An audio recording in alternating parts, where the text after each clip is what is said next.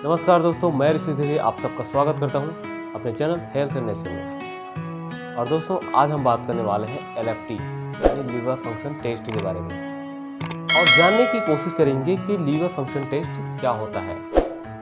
इसमें हम ये भी जानेंगे कि LFT रिपोर्ट को कैसे देखते हैं और ये टेस्ट हमें कब कराना चाहिए, और यदि इस रिपोर्ट में अगर कोई एंजाइम अगर बढ़ जाता है या कम हो जाता है तो क्या होता है। यहाँ पर मैं आपको बहुत ही सरल भाषा में समझाने वाला हूँ। सबसे पहले हम बात करेंगे कि लीवर फंक्शन टेस्ट से हम कौन कौन सी बीमारियों का पता लगा सकते हैं। तो इसमें सबसे पहला है जॉन्डिस और दूसरा है वायरल हेपेटाइटिस, जैसे कि hepatitis A, B, C, D, E, cirrhosis of liver या liver failure, enlarged size of liver, hepatic encephalopathy, ascites fluid in belly यानी कि पेट में पानी भर जाना, और अंत में कोई ट्यूमर या कैंसर।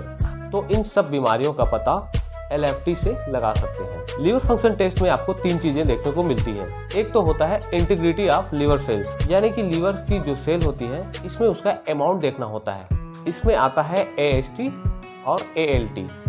इसके अलावा इसमें कुछ चीजें होती हैं जो लीवर के द्वारा एक्सक्रीट होती हैं।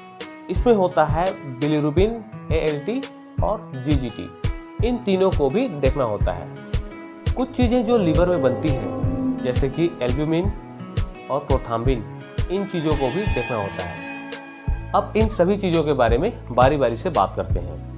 पहले AST के बारे में बात करते हैं। ये हमारे लीवर के अलावा और भी कई सारी चीज़ों में पाया जाता है, जैसे कि हार्ट, मसल्स, इंटेस्टाइन, RBC में। इसलिए ये लीवर के लिए स्पेसिफिक नहीं होते, लेकिन हमारे लीवर में अगर कोई डिजीज होती है तो इसका लेवल बढ़ जाता है। मायोकार्डियल इन्फार्क्शन यानी कि हार्ट अटैक में भी इसका लेवल बढ़ जाता है। मसल डिजीज में भी इसका लेवल बढ़ जाता है। तो यदि अगर आप LFT करवाते हैं और उसमें इसका लेवल बढ़ा हुआ आता है तो इसका मतलब ये है कि आपके लीवर में कोई डिजीज है। दूसरा है ALT, और इसका खास बात यह है कि यह केवल लीवर के सेल्स में ही पाया जाता है, इसलिए ये लीवर के लिए स्पेसिफिक होता है और किसी भी लीवर डिजीज पे इसका लेवल बढ़ जाता है। यहाँ पर एक एंजाइम ALP, जिसे कहते हैं एल्कलाइन फास्फेटेज, ये हमारे लीवर के अलावा हमारे बोन्स में, प्लेसेंटा में, किडनी में और इंटेस्टाइन में भी पाया जाता है। इसलिए ये भी लीवर के लिए स्पेसिफिक एंजाइम नहीं होता है। जब कभी हमारे लीवर में बिलिरुबिन का लेवल बढ़ जाता है तो इसका लेवल भी बढ़ जाता है। अब जान लेते हैं इसका नॉर्मल लेवल क्या होता है। तो एडल्ट में 30 से 130 UL और बच्चों में 120 UL तक हो सकती है। इसके बाद आता है GGT। ये हमारे लीवर और बिलियरी इपिथेलियल सेल्स में पाया जाता है और ये लीवर के लिए एक स्पेसिफिक टेस्ट होता है। जब भी कोई व्यक्ति बहुत समय से अल्कोहल लेता है तो उसमें इसका लेवल बढ़ा हुआ आता है और इसकी नॉर्मल वैल्यू 6 से 19 तक होती है। अब हम बात कर लेते हैं बिलिरुबिन के बारे में, मगर सबसे पहले हम ये जान लेते हैं कि बिलिरुबिन हमारे शरीर में बनता कैसे है। हमारे ब्लड में हीमोग्लोबिन पाया जाता है जो कि स्प्लीन में जाकर हीम और ग्लोबिन में टूट जाता है। इसमें से इसका ग्लोबिन पार्ट होता है वो एक प्रोटीन का बना होता है और ये प्रोटीन प्लाज्मा में जमा हो जाता है जो कि आगे चलकर काम आता है। इसके अलावा इसमें हीम पार्ट होता है। इसमें दो चीज़ें होती हैं, आयरन और बिलिरुबिन, और इसका आयरन पार्ट होता है वो हमारे प्लाज्मा में जमा हो जाता है जो कि आगे चलकर फिर से ब्लड बनाने में काम आता है। लेकिन जो बिलिरुबिन होता है वो वेस्ट मटेरियल होता है, इसे हमारी बॉडी से बाहर निकालना जरूरी होता है। ये हमारे प्लाज्मा में एल्ब्यूमिन के साथ जुड़कर लीवर में चला जाता है। लीवर में इसका कंजुगेशन होता है। इसके बाद ये हमारी यूरिन के थ्रू और स्टूल के थ्रू हमारे बॉडी से बाहर निकल जाता है। हमारे ब्लड में दो तरह के बिलिरुबिन पाया जाता है।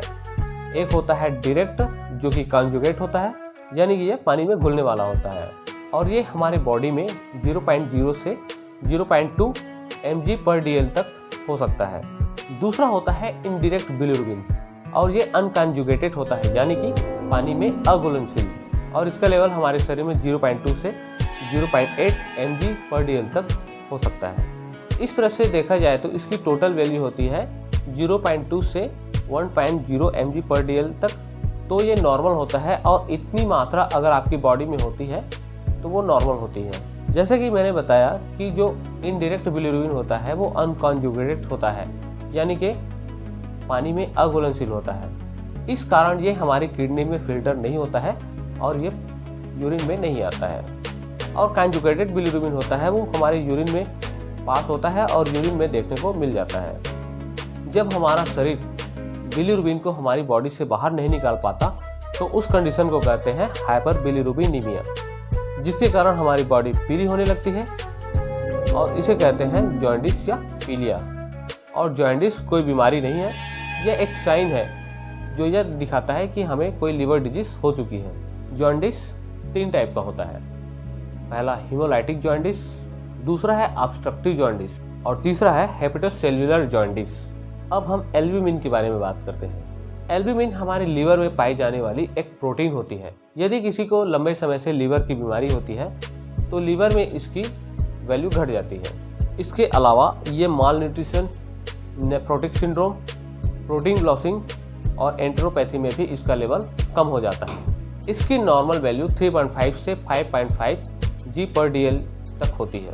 यहाँ पर हमारे पास LFT की एक रिपोर्ट है, उसको हम देख लेते हैं। तो लीवर में 3 चीज़ें होती हैं। पहला होता है बिलिरुबिन, जो कि लीवर को एक्सक्रिएट करना होता है, मतलब हमारी बॉडी से बाहर निकालना होता है। दूसरा होता है लीवर सेल, SGOT और SGPT, जिन्हें हम AST और ALT भी कहते हैं। इसके अलावा है लीवर के एंजाइम, जो है एल्केलाइन फास्फेटेज और एल्ब्यूमिन और ग्लोब्यूलिन। तो इसमें इन सभी की वैल्यू देखनी होती है। सबसे पहले इसमें बिलिरुबिन होता है, जो होता है टोटल, डायरेक्ट और इनडायरेक्ट। टोटल दिया है इसमें 0.36 और इसकी नॉर्मल वैल्यू 0.2 से लेकर 1.0 तक, मतलब ये नॉर्मल है।